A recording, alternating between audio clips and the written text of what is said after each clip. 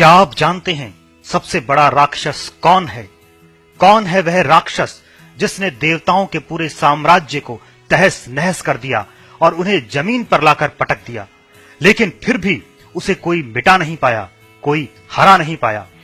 कौन है वह सर्वकालिक सबसे शक्तिशाली राक्षस जिसके सामने सारे देवता थर थर कांपते हैं? वह रावण से भी महान है और महिषासुर से भी कहीं ज्यादा शक्तिशाली।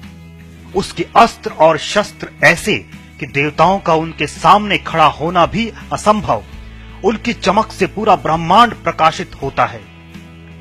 उसके सामने सारे अवतार, सारे देवता हार मान चुके हैं। उस राक्षस की शक्ति ऐसी कि उसे समाप्त करने के लिए कोई अवतार जन्म नहीं ले पाया।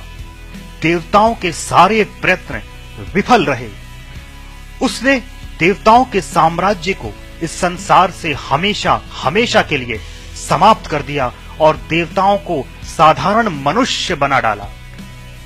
क्या आप जानते हैं उस महान असुर को? नहीं जानते तो आज जान लीजिए। वह महान और सर्वशक्तिमान असुर कोई और नहीं बल्कि भीमराव रामजी अंबेडकर यानी बाबा साहेब हैं। महिलाओं, दलितों और समाज के कमजोर वर्ग के मसीहा और मनुवादियों के लिए सबसे बड़े राक्षस, ऐसे राक्षस जिन्होंने मनुवादियों के हजारों साल के साम्राज्य को नष्ट किया और जिसे हराने के लिए कोई भी देवता या अवतार इस धरती पर जन्म नहीं ले पाया। बाबा साहेब ने महिलाओं को मनुवादियों के चंगुल से आजाद करवाया और उन्हें इज्जत के हक दिलवाए।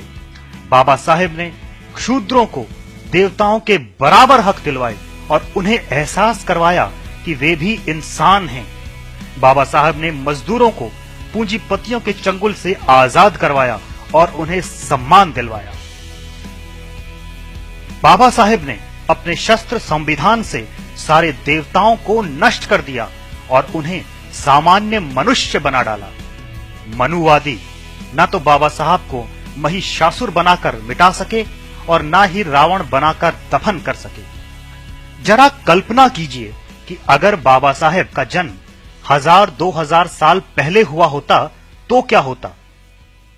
मनुवादियों ने उन्हें सबसे बड़ा राक्षस बना दिया होता और आज हम सब उनको रावण की तरह ही जला रहे होते या फिर महिषासुर की तरह ही उनकी मृत्यु का जश्न मना रहे होते और कोई नया अवतार होता जिसकी हम मूर्खों की तरह पूजा कर रहे होते बाबा साहब को मिटाने की खुशी में। बाबा साहेब ही सबसे बड़े राक्षस हैं मनुवादियों के लिए।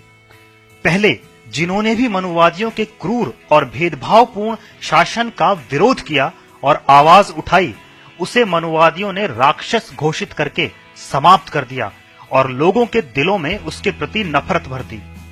रावण को बुराई का प्रतीक बनाकर मिटा दिया गया और महिषासुर को शैतान बनाकर समाप्त कर दिया गया। मन में तो आज भी वे लोग बाबा साहेब को अपना सबसे बड़ा दुश्मन ही मानते हैं और जब तक अपना आक्रोश निकालते रहते हैं। कभी समानता के महान शस्त्र आरक्षण के खिलाफ आवाज बुलंद करके, कभी बाबा साहेब को गालियां देकर, तो कभी उनकी मूर्ति को तोड़कर अपनी भड़ास निकालते हैं।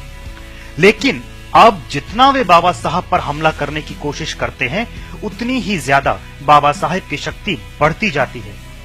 बाबा साहेब के लिए दबे कुचले लोगों में प्यार और सम्मान बढ़ता जाता है। अब मनुवादी बाबा साहेब को राक्षस घोषित करके मिटा नहीं सकते, चाहे वे कितनी ही कोशिश करें और चाहे बाबा साहेब से कितनी ही नफरत करें। बाबा साहब ने मनुवादियों के हजारों साल पुराने साम्राज्य को हमेशा हमेशा के लिए तहस नहस कर दिया है और उनके संविधान ने पूरे भारत देश पर कब्जा कर लिया और यहाँ समानता का शासन स्थापित किया जिससे कोई हिला नहीं पाया और ना ही हिला पाएगा। देवता आते रहे, जाते रहे, आते रहेंगे, लेकिन उस महान असुर का स्थापित किया गया शासन कोई भी डिगा नहीं पाएगा। बाबा साहेब अब साधारण लोगों के लिए राक्षस नहीं, भगवान हैं। महिलाओं, दलितों, मजदूर और समाज के कमजोर वर्ग के एकमात्र भगवान और सभी मनुवादियों के सबसे बड़े असुर ए पराजय बाबा साहेब को प्रणाम।